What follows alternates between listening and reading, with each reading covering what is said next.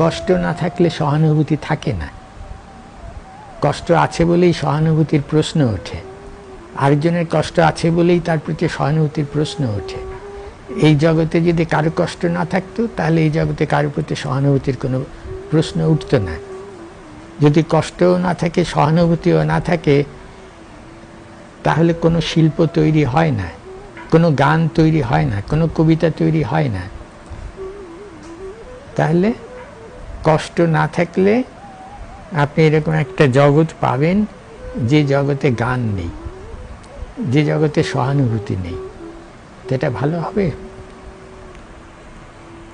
কষ্ট জীবনে, সমাজে, জগতে স্রষ্টা অথবা প্রকৃতি যে দিয়েছে তার এটাই সুফল। এই সবই সহানুভূতি, শিল্প টিল্প ইত্যাদি সবই শেষ পর্যন্ত কষ্টের সুফল।